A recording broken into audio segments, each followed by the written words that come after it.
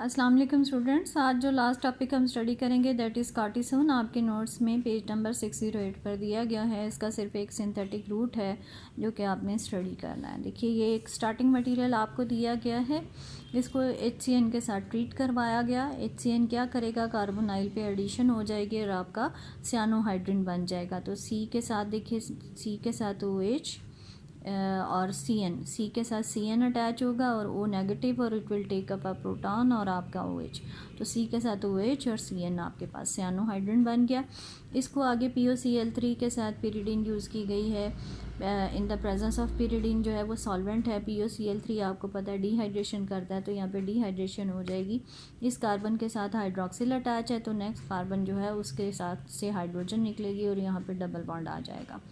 दूसरा आपके पास हाइड्रोलिसिस है। हाइड्रोलिसिस पोटेशियम हाइड्रोक्साइड के साथ करवाई गई है। OAC जो है हाइड्रोलाइज होके OH और CH2OAC जो है वो भी हाइड्रोलाइज होके CH2OH में कन्वर्ट हो जाएगा। सो आप ये देखिए कि ये प्रोडक्ट आपके पास बन गई। C के साथ सिर्फ CN और यहाँ पे डबल बॉन्ड आ गया।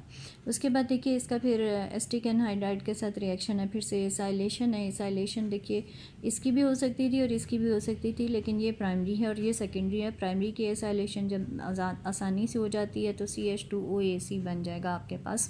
सिर्फ ये एसाइलेट होगा, ये एसाइलेट नहीं होगा। नेक्स्ट स्टेप में देखिए इसकी ऑसिमम टेट्राक्साइड के साथ जो है वो रिएक्शन करवाया गया है।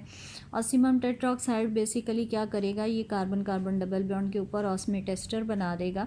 तो ये आप देख रहे हैं कि सिंगल बॉन्ड बन गया और उसकी जगह पे वो ऑस्मेट जो है ओसिमम टेट्राक्साइड उसमें एडिशन होकर एक साइक्लिक इंटरमीडिएट बन गया।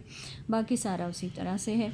इसके बाद यहाँ पे पहली कंडीशन जो है वो क्रोमियम ट्राइऑक्साइड और दूसरी सोडियम सल्फाइड दी गई है। सोडियम सल्फाइड बेसिकली हाइड्रोलिसिस करेगा, लेकिन इसका थोड़ा सा रिएक्शन सीक्वेंस जो है वो हमें चेंज करना पड़ेगा। हम पहले हाइड्रोलिसिस करवाएंगे और फिर उसके बाद ऑक्सीडेशन जो है उसको फॉलो करेंगे। तो ये रूट, इससे ये जो प्रोडक्ट बनेगी इसको मैंने थोड़ा सा सिस्टमेटिक वे में एक्सप्लेन किया है, जो कि कुछ इस तरह से होगा।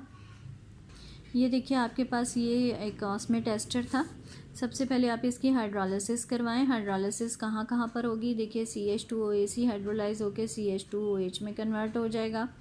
नाइट्राइल जो है वो हाइड्रोलाइज होकर COOH में कन्वर्ट हो जाएगा।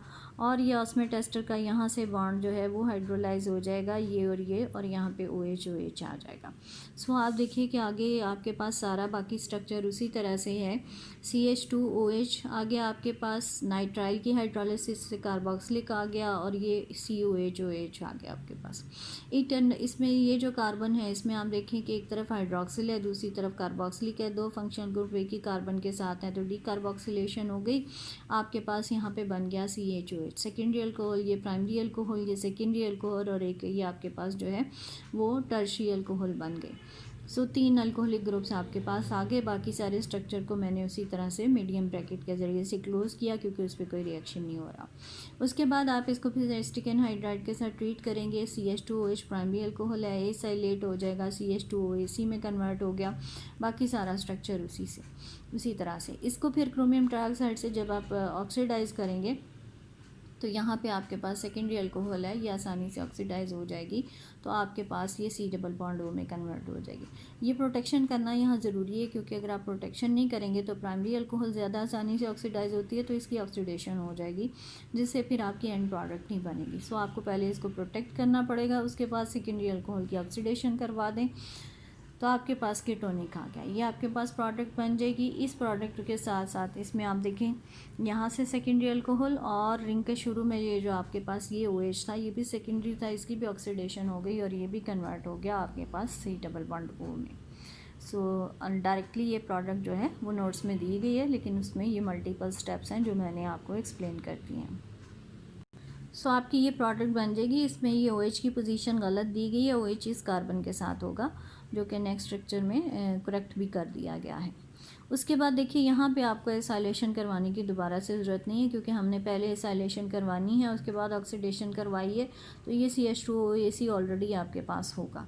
उसके बाद फिर आपने क्या करना है, इसकी ब्रोमिनेशन जो है वो करवानी है। ब्रोमिनेशन कहाँ पर हो रही है, ये कीटोन की अल्फ़ा पोजीशन पे ब्रोमिनेशन करवा दीजिए। बाद में इसमें से डीहाइड्रोहाइलोजिनेशन होगी, यहाँ से हाइड्रोजन और हाइलोजन निकल जाएगा और आपके पास जो है HBr बन जाएगा। एंड फाइनली आप इसकी हाइड्रोलिसिस करवा देंगे तो आपके पास ये जो CH2OAC है ये हाइड्रोलाइज होकर CH2OH में। तो देखिए CH2OH CO इसी तरह से इस कार्बन के साथ OH है, बाकी सारा उसी तरह से, और ये फर्स्ट में आपके पास अल्फ़ा बीटा अनसैचुरेटेड कीटोन बन गया। So this is the structure of cortisone.